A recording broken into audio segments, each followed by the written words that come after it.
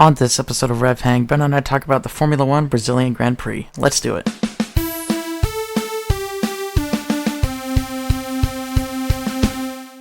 Hello everybody and welcome back to RevHang. I'm Nathan, and alongside me virtually is my good friend and co-host Ben Bagley. How you doing, Ben?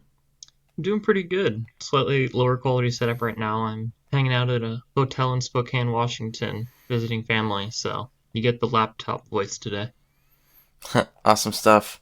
Well, yeah, this was for all the listeners. We're a little late this week, between migraines and power outages and travel plans. We're trying to make it work. So if you hear a little bit of an echo from me on Ben's side, that would be what that is. Yep. Yeah. If you want us to not have echoes ever again, you just have to pay us each about $80,000 a year. Not a whole lot, but just enough that we can quit our jobs and do this full time. Yeah, I would take that for sure. So maybe hit me up on Instagram, tell me to start a Patreon, and then we'll go from there. Yeah. It only takes one $80,000 a year Patreon. Yeah. But anyway, this is not a Patreon financial advice podcast.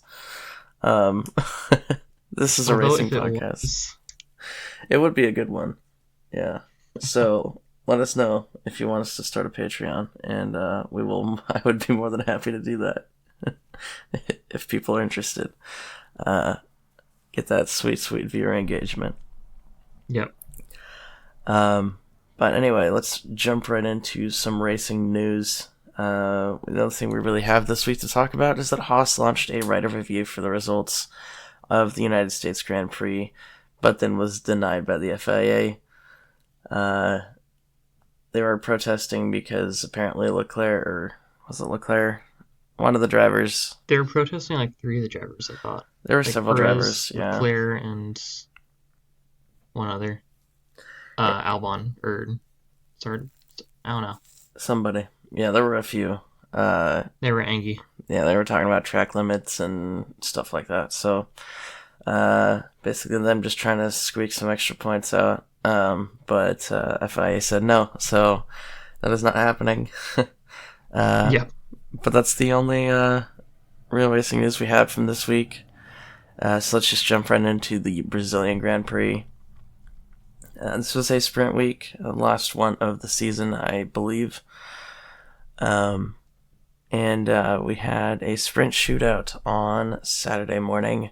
We'll go through the qualifying order for the sprint race real quick. The top 10 were Lando Norris, Max Verstappen, Sergio Perez, George Russell, Lewis Hamilton, Yuki Tsunoda, Charles Leclerc, Danny Ricciardo, Carlos Sainz, and Oscar Piastri.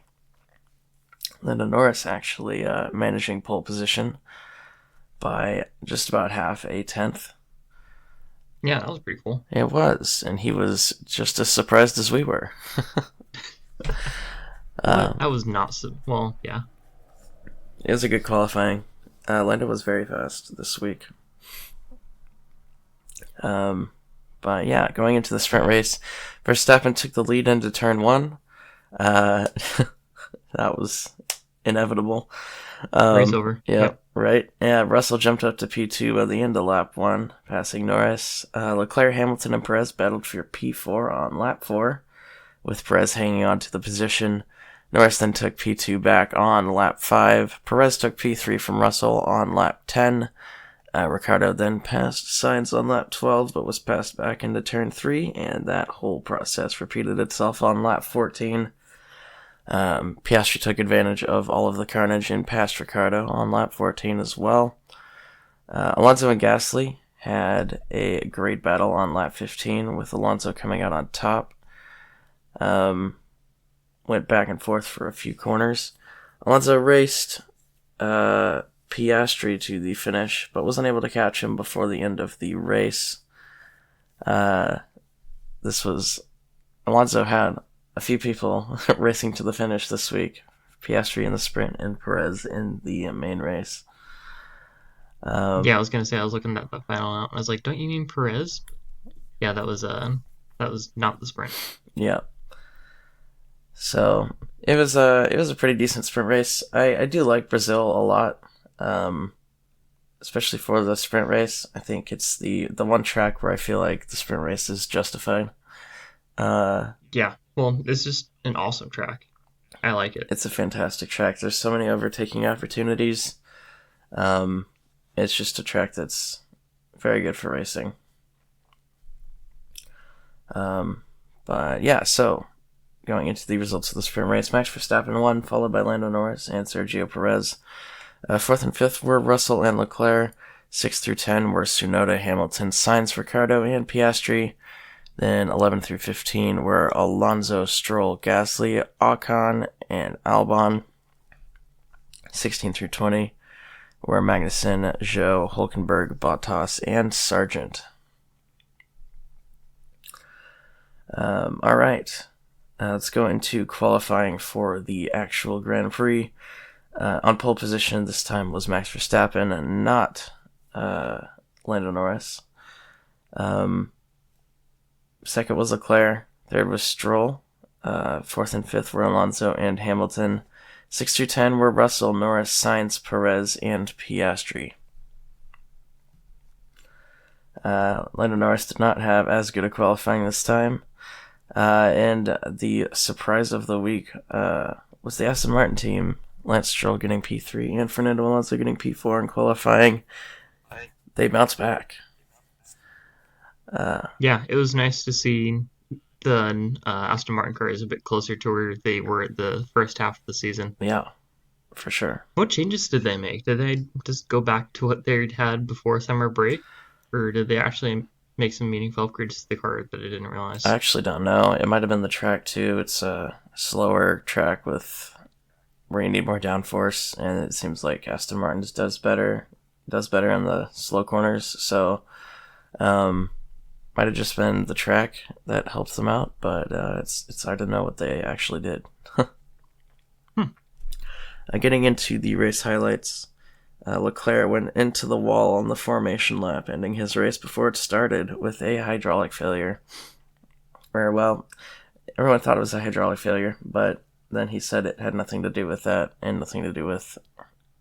He didn't really say, and so we don't really know what happened. But he lost power steering, is what we know at the very least. So he spun out, went into the wall, and that was his race. On the actual start, there was chaos between the two Haas's and Albon, with Albon and Magnussen going into the wall. A tire flew off of Albon's car and hit Ricciardo's rear wing, forcing him to pit for repairs. Piastri also sustained damage after contact with Hulkenberg. This incident caused a red flag. On the restart, Alonso maintained his P3 that he was able to get up to, fending off Hamilton. Norris challenged Verstappen for the lead on lap 8, but was unsuccessful. Perez passed Russell on lap 14 for P5. The Mercedes cars dropped back through the field throughout the race. They just had a severe lack of pace this whole week. Russell retired on lap 59 due to his car overheating. And then Perez and Alonso had a fantastic battle at the end of the race for P3. Perez passed Alonso on lap 70, and then Alonso stayed with him and managed to pass Perez on the last lap for the last podium spot.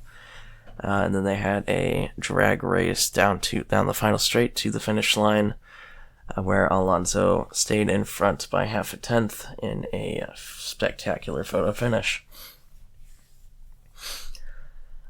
Yeah, it was awesome. It was like the closest I've ever seen two people come for a spot the entire past, 3 seasons? Yeah, it was very good. Actually good racing, incredible. Yeah, the whole Alonso Perez battle was awesome to watch. Yeah, overall, I feel like the race was actually really good. That was one of the races where my fiance and I turned to each other and we were like, that was a really good race all the way through. It was pretty good. Brazil is just a fantastic track for overtaking, and I think that helps out a lot. Yeah, it definitely does. Although I did see that this was the least amount of overtakes in a Brazilian Grand Prix since like 2013 or something. It's been like a long time. Really? So I don't know what happened there or the credibility of the source I saw. I don't even remember. I'm just quoting something random. Um, but anyway, I did think it was a good race, regardless. And yeah, it was fun to watch. Verstappen did win, followed by Lando Norris and Fernando Alonso on the podium. Lando was only 8 seconds behind Max at the end of the race, and he had also great pace. He got the fastest lap of the race. Lando just absolutely killing it right now. Fourth and fifth were Sergio Perez and Lance Stroll. 6 through 10 were Sainz, Gasly, Hamilton, Tsunoda, and Ocon. 11 through 14, rounding off the finishers, were Sargent, Hulkenberg, Ricciardo, and Piastri. We had a lot of retirements this race, and it was Russell, Bottas, Zhou, Magnussen, Leclerc, and Albon. Alright. So like I said, Norris was super fast. He's been killing it this last half of the season. Yeah, yeah. The card changes definitely helped, but it seems like his driving's picked up too to kind of match the car. Yeah, for sure. He's definitely out driving Piastri at the moment. I don't think Piastri's driving horribly right now, but Lando's just on another level. Yeah, Lando's 3 points behind Fernando Alonso in the standings. Yeah. Oscar Piastri, speaking of which, did not have a great race, but it was not really his fault. He sustained rear wing damage on the first lap. And they were able to get it fixed under the red flag, but by then he had pit and was already a lap down, so he was kind of just forced to race a lap down with Daniel Ricciardo with a busted rear wing. So it was probably not his most fun day on the track. No. Did you see the wheel, the way the tire came off the wheel, by the way? No, not specifically that, no. It was wild. It kind of made me go in depth on how tires are connected to wheels in different race series, but yeah, it was wild that the tire just came off the wheel, and because it wasn't the wheel and tire that hit, it was just the tire that sheared off essentially. Right. Hmm. Yeah, you went in depth on how tires are attached to wheels in racing series. Yeah, apparently F1 still uses a very old mounting system for their tires, which is not as secure as like IndyCar or some other race series, but it's also much lighter. So Well, that would be why. yeah, Interesting. Um, well, this week Verstappen broke more records. He seems to be breaking records every week now. This week it was the Ascari win percentage record and the most sprint race wins in a season record. The second one being a fairly new record. And I believe it was already his own record that he broke. But the Ascari win percentage is crazy. That record has stood for about 70 years.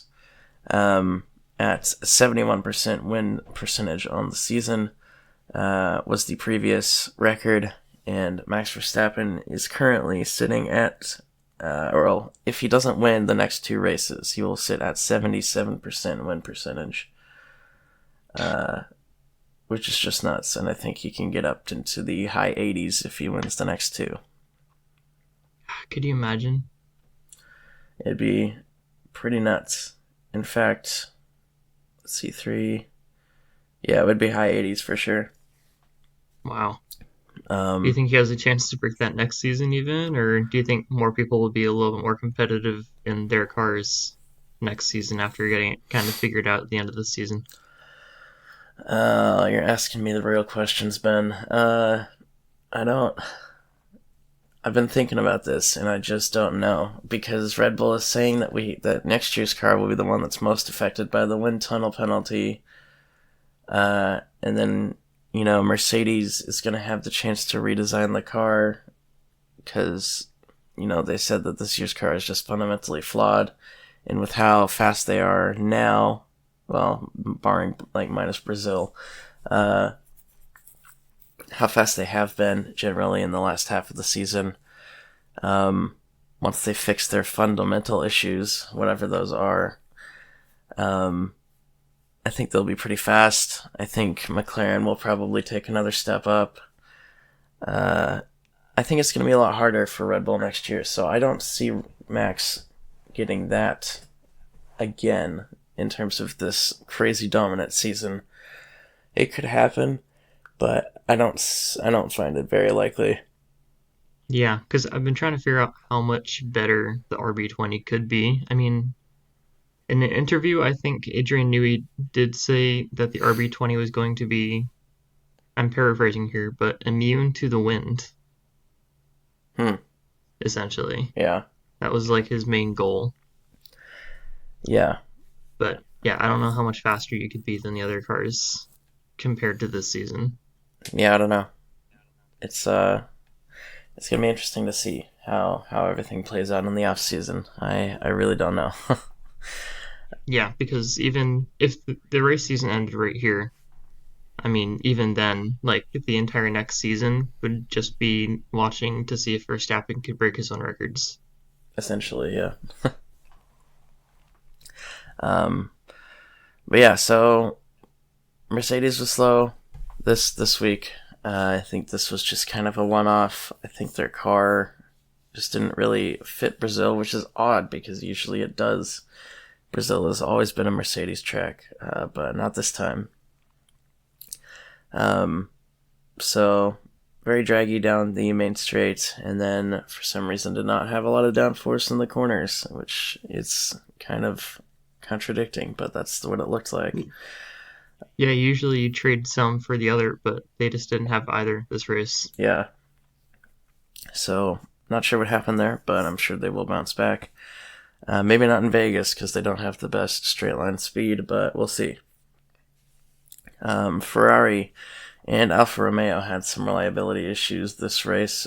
Ferrari just with Leclerc. We don't really know what happened. They did have some issues with Carlos Sainz last week as well, so it looks like their car is starting to feel the physical toll of the racing season. Starting to have issues here at the end of the last few.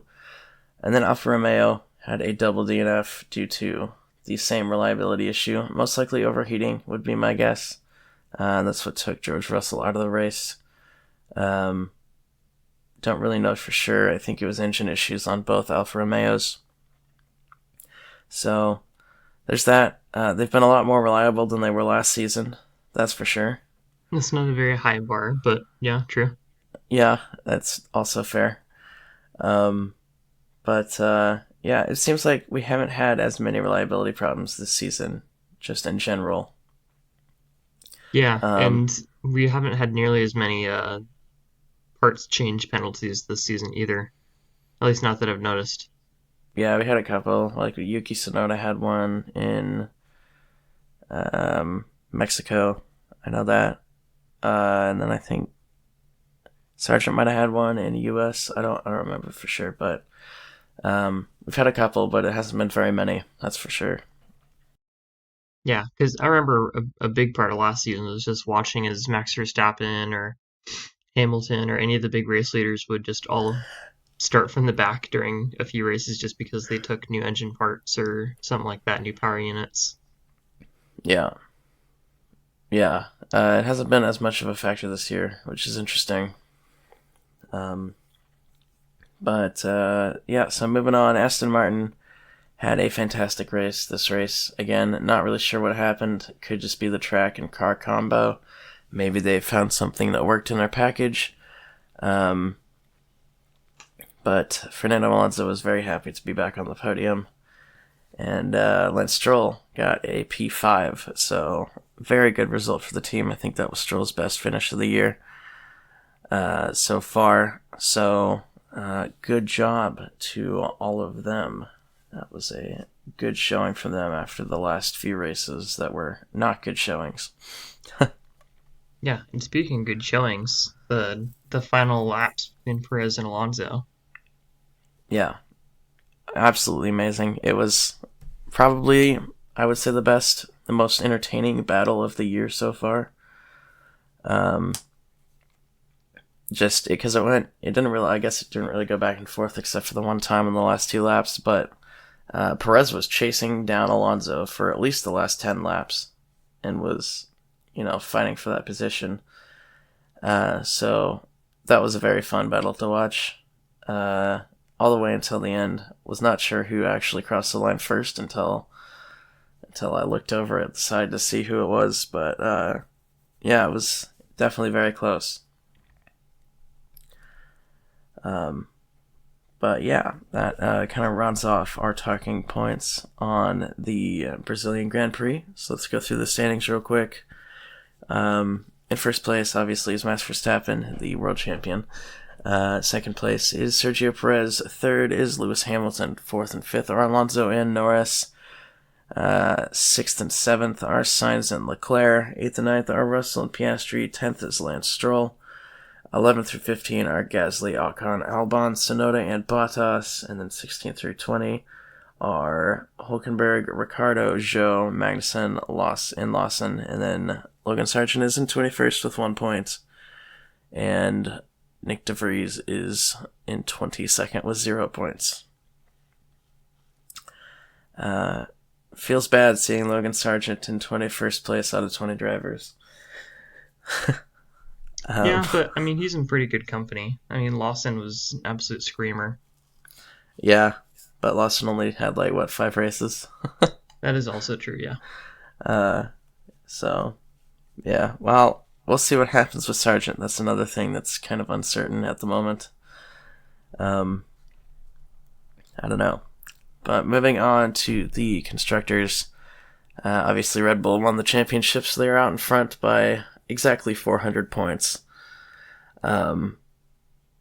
Second place is Mercedes, third Ferrari, fourth McLaren, fifth Aston Martin, sixth Alpine, seventh Williams, eighth AlphaTauri, ninth Alfa Romeo, and 10th is Haas. You could combine Mercedes and Ferrari's points, and they still wouldn't match Red Bull.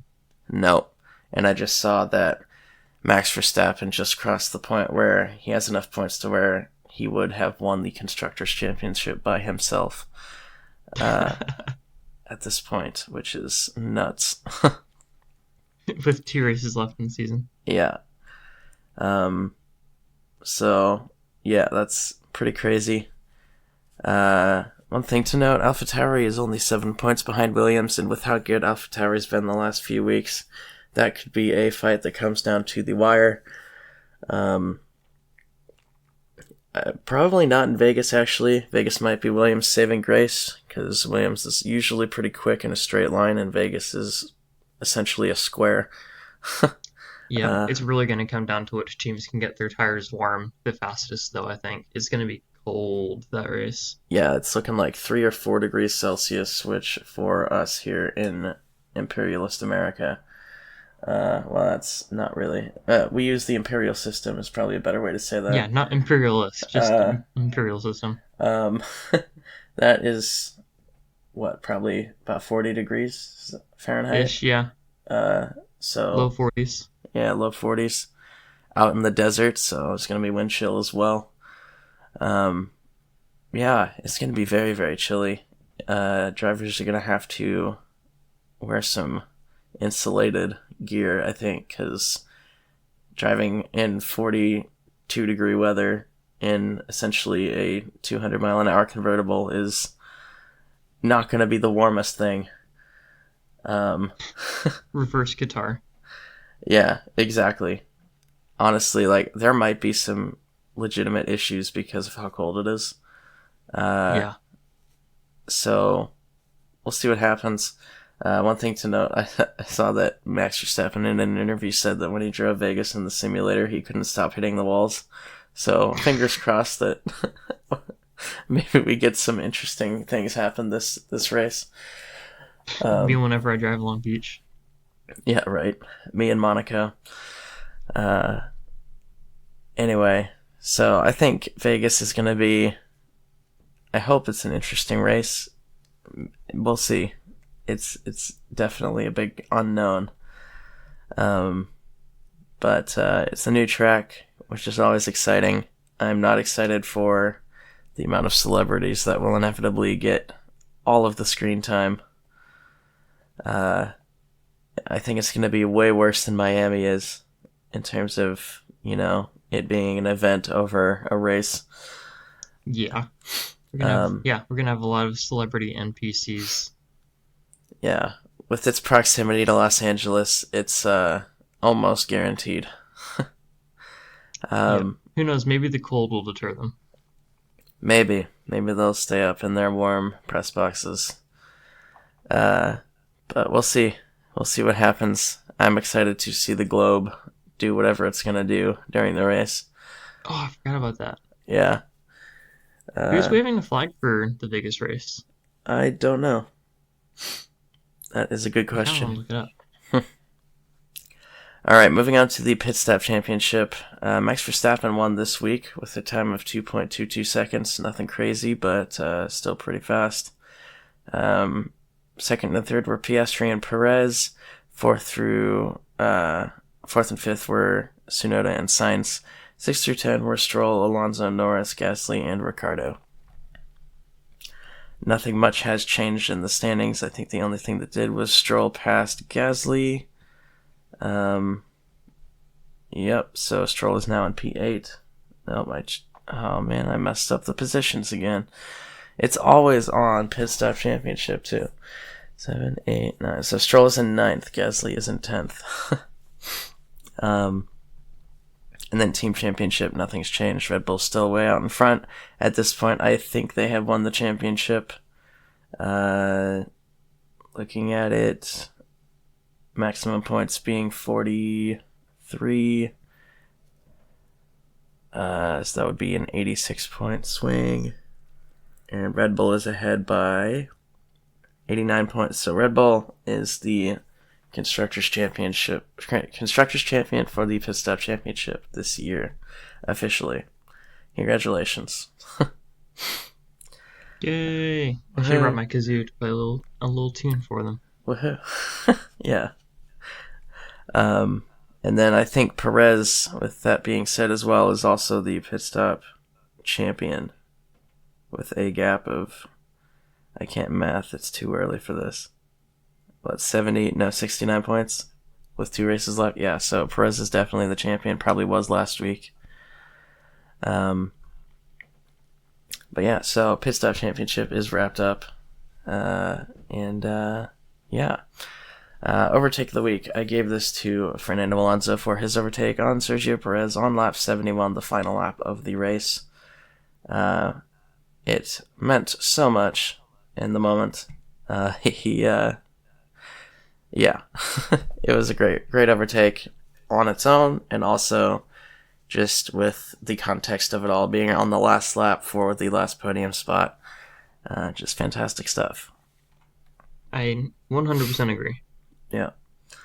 Not that I ever disagree. But, I agree. You can disagree, Ben. It's fine. Can I really? Sometimes. Oh, okay. Not too much, or else I might have to find a new co-host. You have to mute me. Yeah, I'll just I'll like pretend like you're there, but I'm just not gonna put your side of the audio in. It'll just be me talking to myself. No, of course not, Ben. All right, let's move on to our weekly predictions. Starting with this week's for the Brazil Grand Prix. Remind everybody the top 5. It is Verstappen, Norris, Alonso, Perez, and Stroll. Give me your top 5, Ben. My top 5 are... Well, I got distracted trying to figure out who's going to wave the Finnish flag for the Vegas GP. I have not been able to find it. My top 5 were Verstappen, Norris, Piastri, Hamilton, and Sainz in 5th, with Ricciardo as my dark horse. Gotcha. I had Verstappen, Hamilton, Russell, Norris, and Sainz with Perez as my dark horse. So I actually got Perez with that dark horse call. Feels bad. Got the Verstappen win, but then I had Hamilton and Russell 2 and 3, and that was very much not the case. Yep. Yeah. I took the Verstappen Norris one too, but having Hamilton even in 5th place was apparently too much to ask. Yeah. All right, fastest lap went to Lando Norris. What'd you say, Ben?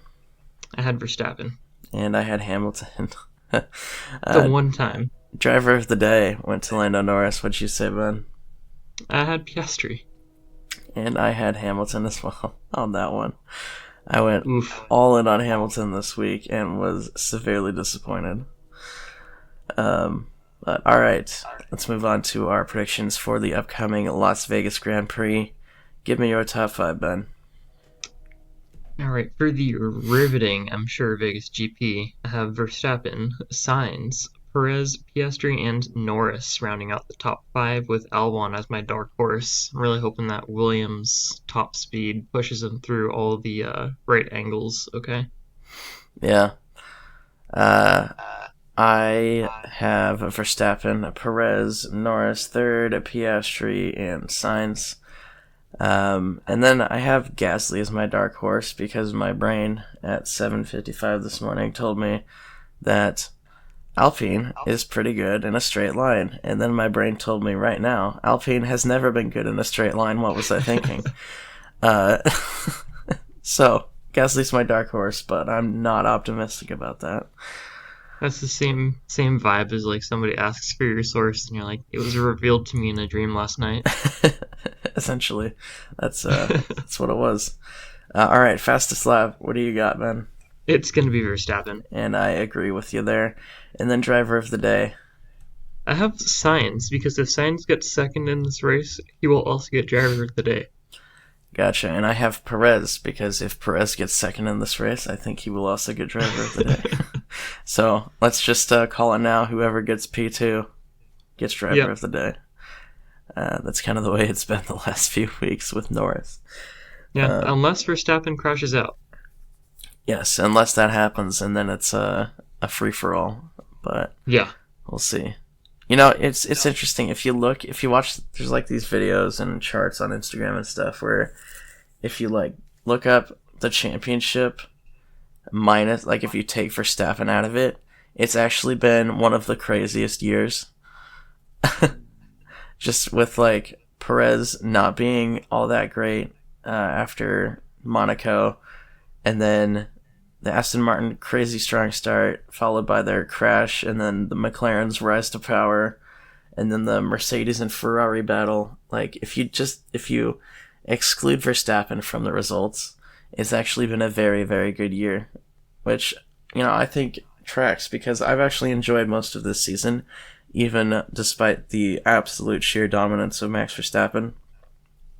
I thought this has been a pretty good season. Yeah.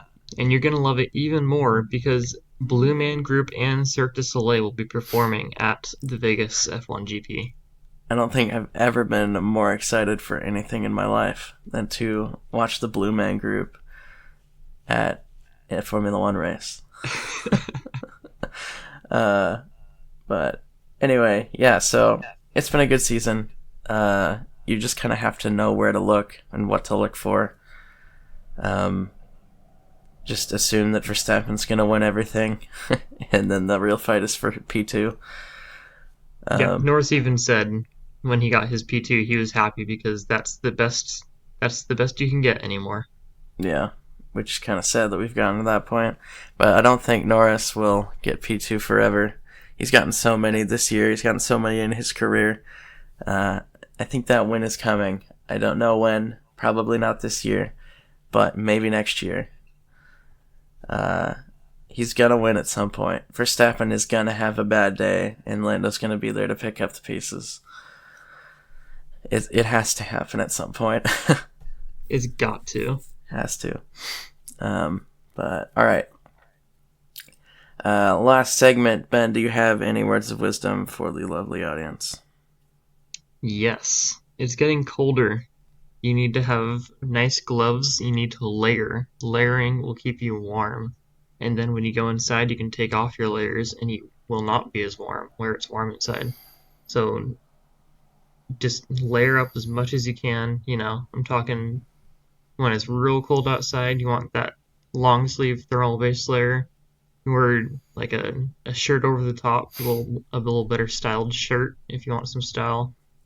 Maybe a sweater over the top of that, and then a jacket to top it all off. A nice puffy jacket that keeps lots of air insulation close to your body. That'll keep you warm the best. as it gets colder. I can very much attest to this. Layering is crucial after my several year stint in Montana. Yeah, you know. Yeah. How are things out in the high desert, Ben? Well, in Spokane, it's actually, well, it's definitely colder than it is in the valley, that's for sure.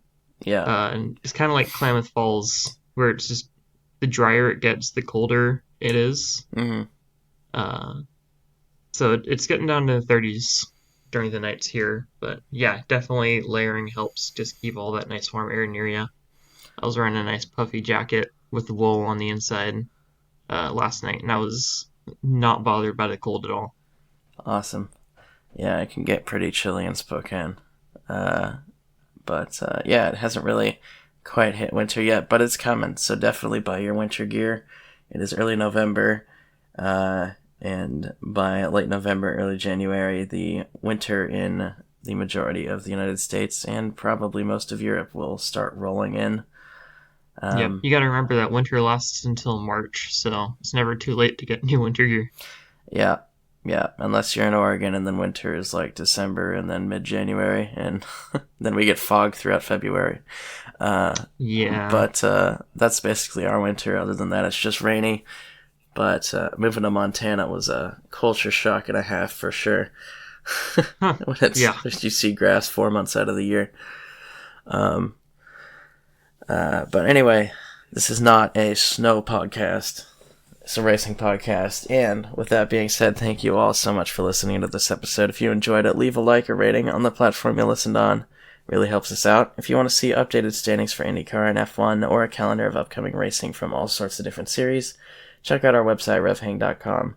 If you have a question about racing or about us, hit us up on X, formerly known as Twitter, using hashtag RevHangPodcast, and we may feature your question on the next show. You can follow Ben on Instagram at BenjiMeetsWorld and myself at 2N_squared. You can follow the RevHang page at RevHang Media. We'll be back in 2 weeks to talk about the Formula One Las Vegas Grand Prix, hopefully a little bit less than 2 weeks now. But until then, I have been Nathan. And I'm Ben. Thanks for hanging out. See you later.